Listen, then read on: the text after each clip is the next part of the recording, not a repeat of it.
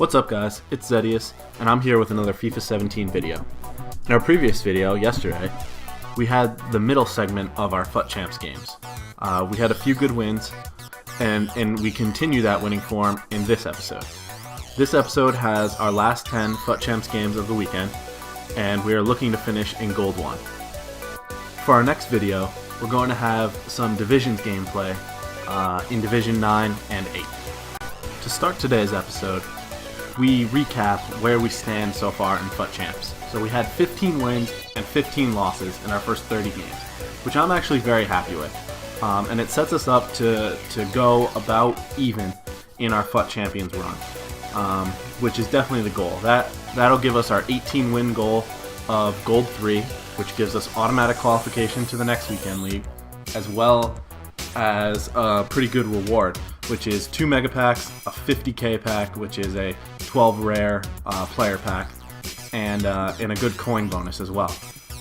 So I'm pretty happy with our status right now, and we win our game right there to put us with 16 wins and 9 games to go.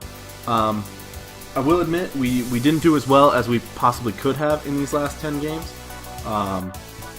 Gold 2 and even Gold 1 were on the table if we had gotten 10 wins from our 10 games and gotten 25 wins for Gold 1.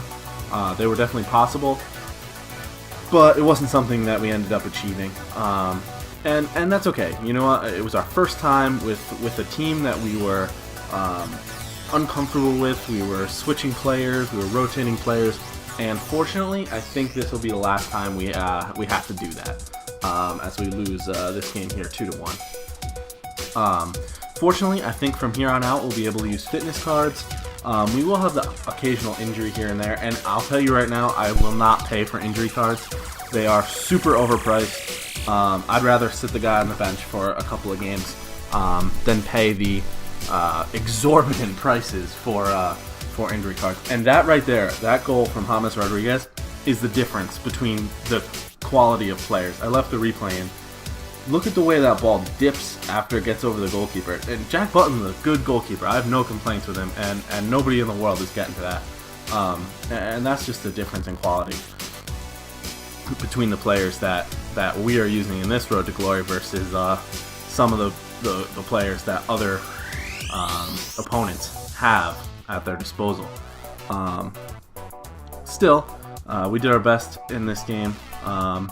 And we're improving all the time. We're improving our team. We have enough for a full rare BPL team at this point. I am gonna stick with the BPL for the near future. At least that's my plan. If you guys have some alternatives or want to see something different, or let's say we pack a tremendous player from a different league, maybe we can build into that league. But for now, I'm going to stick with the BPL for two main reasons. They have a large variety of players who are quality. They have a big database to choose from, so to say. And the second reason is they're cheap for their ability. So you're getting a lot for what you're paying for. I mean, I don't think we've paid more than 2,000 coins for any one player in this team, and actually I'm not even sure we've paid more than about 1,200 coins for any player in this team, and that's something I'm really happy with. Going forward, in preparation for the next weekend league, we will shell out a little more coins for upgraded players. But for now, for our first one, while we're still building up our coins, I'm happy with what we've done. So I think we've done a really good job. FIFA this year, it really does revolve around FUT Champions, and so if you're not competing in that, you're kind of behind the 8 ball a little bit. You can work with your team and build it up, but your goal should be to qualify for FUT Champions, and then your goal after that should be do no worse than you did in the previous FUT Champions. So to me, it'll be unacceptable if we end our next FUT Champions run a week from today. If we end that run worse than Gold 3. We need at least Gold 3 for me to be satisfied, and hopefully we can improve on that finish. So today, the Team of the Year was announced. I'm recording this. You'll see this on Tuesday, but I'm recording this commentary on Monday, the 9th of January.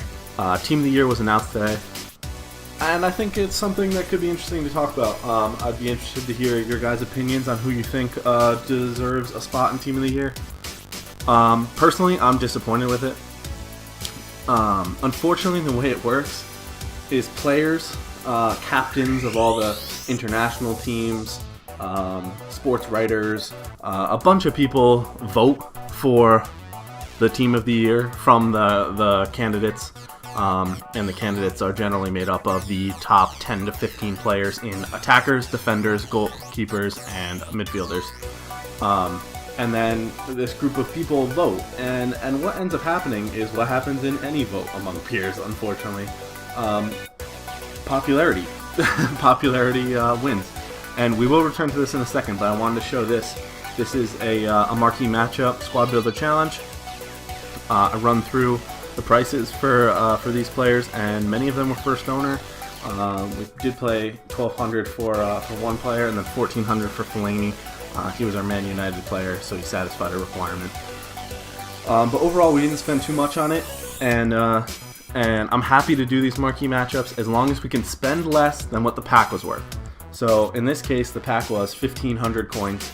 Or, sorry, a 15k pack, which is 15,000 coins, and we spent well less than that. I don't even think we spent 5,000 coins on this, so unfortunately the pack wasn't worth much. We get Mbakani, who we're familiar with, a good striker, and we'll keep him in the club for now, along with the rest of these players. They'll be useful at some point or another. None of them are worth selling. None of them go for over 500 coins or so. There's a squad fitness, chemistry style that could be useful. And I think I set that kit as our active.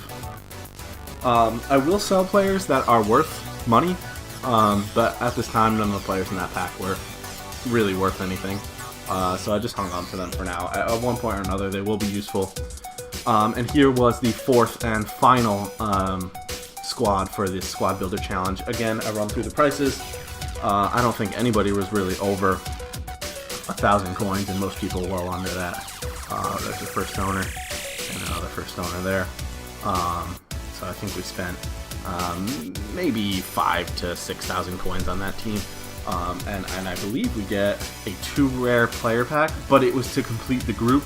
So we also got a 25k pack, so that was definitely worth it for us to do as well. Our coin balance is pretty low at the moment, but that's okay. We'll build it back up with our FUT Champs games and things like that going forward. This was a pretty bad pack. 75 rated Kolasinac? It's beyond me. Apologies for that pronunciation. Nothing special in that pack. And then we open our 25k pack. Always potential for something good there. And we get Jose Font. Had a team of the season card 2 years ago, I believe. Low pace, but a decent player. Tall, and we get MacLeod back, another player we're familiar with. And they'll both go into our BPL rotation. You know, when players are tired or need fitness or just a break, injuries as well. So I'm happy that we got them, and we list a couple of players up here who go for more than 500 coins. Just, you know, to get a little bit of a coin balance back. We got a couple of Germans, a couple of Spaniards. I checked the price of Lascelles. You know, a silver English player, especially from Newcastle, a popular team, but he didn't end up selling. This was an interesting team here, all Ajax team. But as we jump back into the gameplay, I'll jump back into my Team of the Year commentary. I felt, because it's the way it's set up, the popularity aspect of it, the best players in the world didn't win the award. Manuel Neuer was elected as the goalkeeper, and while he is a tremendous goalkeeper, I think, personally, and I think many would agree with me, either Gianluigi Buffon of Juventus or David De Gea of Man United arguably deserved it more. Neuer, tremendous player, great goalkeeper, isn't tested that much at the heart of that Bayern defense. They have such a good defense with Alaba and Boateng in particular that he doesn't get tested as much as goalkeepers for other teams might. Well, and you could make the argument that Buffon is in the same sort of boat with Chiellini, Bonucci, and Barzagli in front of him. But I feel he just had such a tremendous year, and especially given his age and the way he's performing, he would have been my pick. But I understand that Neuer would win that. The defenders were Dani Alves of Juventus, formerly of Barcelona, Marcelo of Real Madrid, Sergio Ramos, and Gerard Piqué of Real Madrid and Barcelona, respectively. You'll find that Barcelona and Real Madrid dominate this Team of the Year, and I guess it's to be expected. They are two of the best teams in world football. So I understand that, but Piqué over, say, even someone like Godin or Bonucci or Pepe. Pepe won the Champions League with Real Madrid and the European Championship trophy with Portugal. I find it very difficult to understand how he got locked out. And actually, I saw the order of the voting. Of the 10 defenders, I believe Pepe came in 8th. And that's what I mean about popularity contest. Pepe came in 8th because I don't think he's as well regarded as, say, someone like Piqué is. Pepe's known for having a hot head. He gets a lot of red cards, and what a goal by Gaston Ramirez there. Long-range drive on a strong foot there. So I don't think necessarily the best players won the awards. The midfield is made up of Luka Modric, Toni Kroos, and I believe Andres Iniesta. Players who have won the award. Actually, I think it was a very similar midfield last year. Pogba was in it instead of was it Kroos? Yeah, it was Modric. No, it was Modric, Kroos, and Pogba last year, I believe. But Iniesta has won it a few times. Modric, unbelievable year. Kroos is a good player. Played for Real Madrid, so he won a trophy there too. But Iniesta, I think, is well past his prime, and he's winning. Don't get me wrong, I love Iniesta, and he's still an incredible player. But I feel someone like Arturo Vidal would have been a better choice. Won the Copa America with Chile this past year. Won trophies with Bayern Munich. It is highly regarded as one of the best box-to-box midfielders in the world. He would have been somebody that I would have picked for that spot, but unfortunately he missed out. And then the attackers. I think it's pretty much a given that it was going to be Messi and Ronaldo taking 2 of those spots. They are the best 2 players of the last generation. I don't see anybody successfully arguing that point. And then that 3rd spot it's a toss-up. I don't think you can really be upset picking anybody. Griezmann was talked about a lot, and he had an incredible year for Atletico as well as for France in the Euros. Suarez has arguably been the best player in the world the last season, this past calendar year, and he actually did end up winning that 3rd spot. So there is a striker, Suarez, out in packs right now, 98 rated. All 3 of the Team of the Year attackers have 99 shooting on their cards. Incredible. Gareth Bale and Neymar are, of course, people that you could add into that attacker mix. But I think they got the attackers right. I think Messi, Ronaldo, and Suarez are the 3 best attackers in world football right now, and they have been for the past year. I was disappointed with the goalkeeper selection. I wish it was Buffon over Neuer. I was disappointed with the defender selection. I don't think Piqué deserved a spot. I would have put Pepe. And to be honest, I would have dropped Dani Alves for someone like Boateng, and probably even Marcelo for Diego Godin. I think Diego Godin had a tremendous, particularly first half of this calendar year, back half of last season. So I would have changed quite a bit in the defense, and I would have put Arturo Vidal in over Iniesta.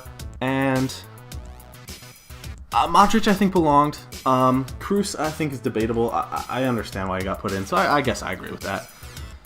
But, that's just one man's opinion, and you're entitled to your own, and clearly the players felt that this was the Team of the Year that they felt deserved it. EA actually switched it up and released the attackers first this year. Normally they release defenders, then midfielders, and then towards the back half of the week, attackers, and then all at once. I don't expect to pack one. We do have our weekend league rewards where some good packs coming. We will try and complete some squad builder challenges. That's another thing I want to talk about. They released special squad builder challenges. That's something I'll dive into a little bit more on our video on Wednesday. I don't recommend doing them.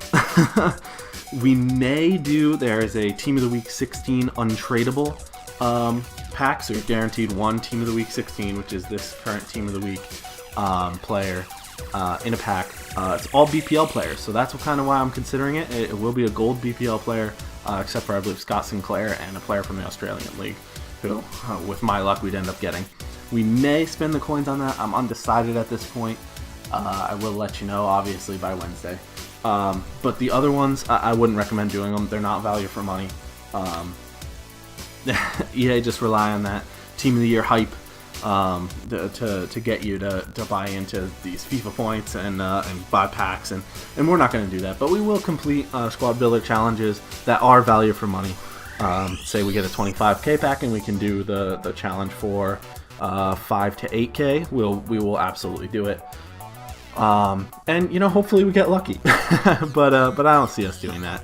And if you are playing on your account and you get lucky enough to get a Team of the Year, I'd love to see it. So tweet me at Zedius10 on Twitter. I'd love to see it, and hopefully we're lucky enough to get a decent player. This was interesting on the screen here. We loaded into the game, and before anybody really did anything, we just got disconnected, which actually is terrible because it uses a contract. And right now we're kind of struggling for contracts a little bit. We will go into the bronze pack method. I do a little bit of it. You'll see it in the next episode most likely. But we will do it a little more often as we go forward. And hopefully that gets us some contracts and some fitness cards that we can use going forward. I do actually end up on 19 wins, and we're on 19 wins with 3 games to go. So Gold 1 was well within our sights at or Gold 2, excuse me, at 21 wins. And I lost my last 3 games in a row. I don't know whether I was satisfied mentally with Gold 3 and just kind of lost focus, but how about that free kick from Dybala? I used a lone Dybala on my other account. He's one of the best strikers I've used in this game. I don't know what it is about him, but he just puts it all together so nicely. And here we are. That's our finished games. We take a look at where we are monthly. We have 19 wins, which puts us in bronze 3. We'll end up range, I'm sure. It's possible for us to end up in elite 3, but I don't see it happening. I'd have to win about 30 games next week to put us back on track. And here is another squad builder challenge. This is part of the advanced squad builder challenge, the league and nation hybrids. So we'll just complete those slowly as we go along. The pack rewards are pretty good. This one was just a premium gold pack, but we didn't spend too much on it. So I believe we go and open the pack right now. I think we get something halfway decent in it, if I remember correctly. But let's take a look here. And it pops open to reveal a rare player. Oh, this was Lassina Traore, an ex-Everton player. I believe on FIFA, either 14 or 15. I used him with Everton because crossing was really good. Oh, we do get a hunter in this pack. That's what I was thinking of. We get that hunter in that pack. I highlighted there. A nice little kit there, the blue to black fade. I actually equipped that. Hunter cards go for over 4,000 coins, I believe. I haven't checked them in a little while, but we're going to save that until we get a striker that we're sure we're going to use. Once we have a striker that we're definitely going to use for long term, we will put that on them. But thanks. That's the end of the video, and I'll talk to you guys soon. Bye.